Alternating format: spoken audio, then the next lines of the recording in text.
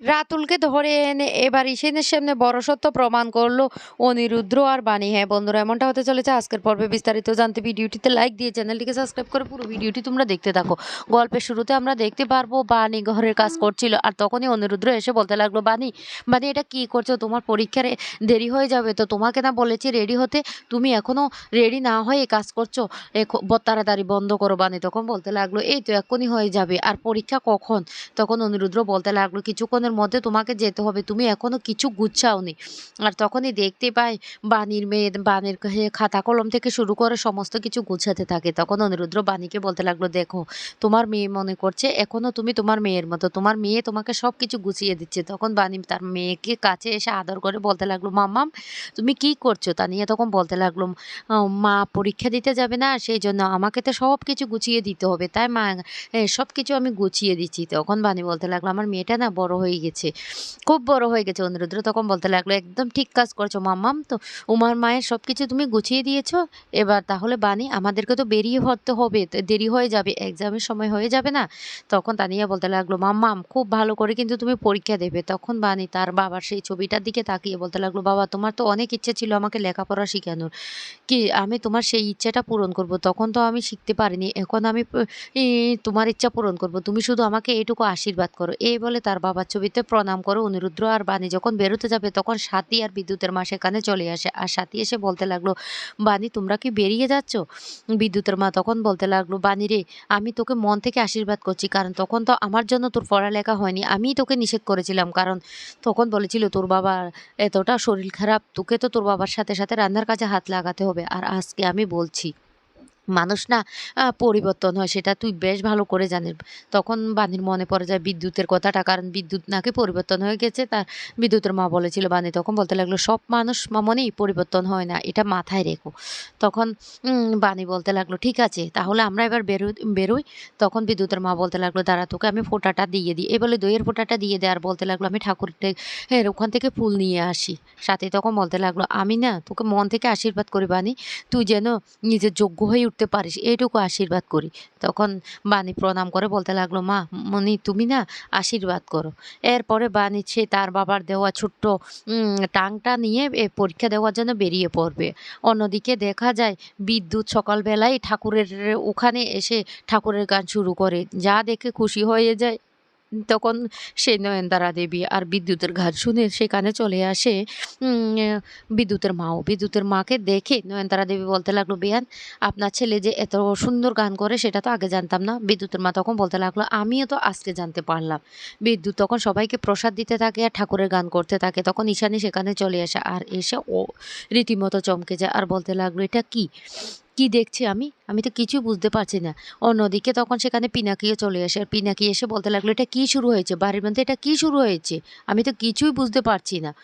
আর বিদ্যুৎ এদিকে গান করছে। মৌলি তখন সেখানে এসে বলতে লাগলো, গ্র্যান্ড মমি আমারও না বিশ্বাস হচ্ছে না, সত্যি সত্যি বিদ্যুৎ এত সুন্দর গান করতে পারে। নয়নতারা দেবী তখন বলতে লাগলো, দিদি ভাই এটা হলো ম্যাজিক ম্যাজিক, ওই দিকে তাকিয়ে দেখো না বিদ্যুৎ সত্যি গান করছে নাকি। তখন দেখতে পাই গানটা বাজানো হচ্ছে আর বিদ্যুৎ শুধু মুখ নাড়াচ্ছে। তখন মৌলি বলতে লাগলো, ও মা গ্র্যান্ড মমি তাহলে নিশ্চয়ই এই বুদ্ধিটা তুমি বিদ্যুতের মাথায় তুমি ঢুকিয়েছো। তখন বলতে লাগলো, হ্যাঁ শুধু একাই কি বাণী গান করতে পারে, দেখো না দেখো। আর তখনই হঠাৎ করে অনিরুদ্র সেই সাউন্ড বক্সটা অফ করে দেয়, আর বিদ্যুতের বেসুরা কণ্ঠ শুনে পিনাকি তখন চিৎকার করে বলতে লাগলো, এটা কি হচ্ছে কি হচ্ছে। মৌলি তখন বলতে লাগলো, গ্র্যান্ড মমি এইবার তো বিদ্যুতের বেসুরা গলাটা বেরিয়ে পড়ে যে সবার সামনে। ঈশানী তখন বলতে লাগলো, তুমি কি বন্ধ করবে, আমার কথা শুনতে পাচ্ছ না? বিদ্যুৎ তখন ভয় পেয়ে বন্ধ করে দেয়। আর তখন অনিরুদ্র সেখানে এসে বলতে লাগলো, ও এবার বুঝতে পারছো, চোরের 10 দিন গৃহস্থের একদিন, অতিভক্তি না চোরের লক্ষণ। এই বলে সে তখন ওই বক্সটা সবাইকে দেখিয়ে বলতে লাগলো, কিভাবে গান করছে দেখো। আর তখন নয়নতারা দেবী বলতে লাগলো, ঠিক আছে ঠিক আছে, তোমরা দুজন সকালবেলা কোথায় বেরিয়ে যাচ্ছ সেটা বলবে তো। অনিরুদ্র তখন বলতে লাগলো, বাণী পরীক্ষা দিতে যাবে সেই জন্য আমরা যাচ্ছি। তখনই হাসতে থাকে মৌলি আর নয়নতারা দেবী, আর ওকে ব্যঙ্গ করতে থাকে আর বলতে লাগলো, দেখো দেখো এই বয়সে নাকি পড়ালেখা করবে, পরীক্ষা দিতে যাবে, হাতে আবার সেই ছোট কুকিদের মতো বাক্স নিয়ে যাচ্ছে। তখন পিনাকি বলতে লাগলো, ওকে এভাবে ছোট না করে নিজেরা একটু পরিবর্তন হওয়ার চেষ্টা করো। ও তো তারপরেও চেষ্টা করছে। তোমরা কি করছো? তোমরা তো কিছুই করছো না। তখন রুদ্র বলতে লাগলো, কেন তোমরা এইভাবে ওকে ডিসপারেট করছো? ও তো একটা চেষ্টা করছে নিজেকে যোগ্য করে তোলার জন্য। কিন্তু তারপর তোমরা কি করছো? তখন নয়নতারা দেবী বলতে লাগলো, জানো অনিরুদ্র, কোকিল না কোকিলে থাকে, কাকে থাকে, কাক কখনো কোকিল হয় না। তখন এই কথা বলতে অনিরুদ্র তখন বলতে লাগলো, এই কথাটা না তুমি ঠিক বলেছো ঠাম্মি। তো কারণ সবসময় না কাকেরা কোকিলের বাসা দখল করে বসে থাকে, ওদের খায় ওদের পরে। ঈশানী তখন বলতে লাগলো, এসব কি শুরু হচ্ছে অনিরুদ্র? ভদ্রভাবে কথা বলবে তো? অনিরুদ্র তখন বলতে লাগলো, কিভাবে ভদ্রভাবে কথা বলবো? বাণী নিজের চেষ্টায় লেখাপড়াটা করার জন্য আগ্রহ করেছে, এতদিন লড়াই করে বাণী এতটুকু এসেছে, এখন লেখাপড়াটা শিখতে চাইছে। তার উপর তারা কি করছে? হাসাহাসি করছে, বাণীকে নিয়ে ঠাট্টা তামাশা করছে। তাদেরকে কি কি কি বলা যায় তুমি বলো তো? ঈশানী তখন বলতে লাগলো, এটা তো ভালো কথা, ঠিক কথা। বাণী নিজের চেষ্টায় লেখাপড়া করতে চাইছে, এখানে তো খারাপের কিছু নেই। অনিরুদ্র তখন বলতে লাগলো, সেটাই তো ওদেরকে আমি বোঝাতে পারছি না। তখন বাণীকে বলতে লাগলো, এখানে কি করছো? তোমরা যে পরীক্ষা দিতে যাবে, তোমরা এখানে দাঁড়িয়ে আছো কেন? বাণী তখন বলতে লাগলো, মামনি, মায়ের আশীর্বাদ নেওয়ার জন্য আমি এখানে দাঁড়িয়ে আছি। কারণ আমি আজকে প্রথম পরীক্ষা দিতে যাচ্ছি, মায়ের আশীর্বাদ তো নিতেই হবে। এই বলে মায়ের আশীর্বাদ নিলে ঈশানী তখন তো কোনো কথাই বলে না। তখন বাণী বলতে লাগলো, আমিও তো চাই আমার মায়ের মুখ থেকে কিছু শোনার। আমি জানি আমার মা আশীর্বাদ করবে, কিন্তু আমার মা তো আমাকে মুখ থেকে কিছু বলছে না। তবে একদিন আমি যোগ্য হয়ে মাকে সব কিছুর উত্তর দেব, সব কিছুর উত্তর দেব।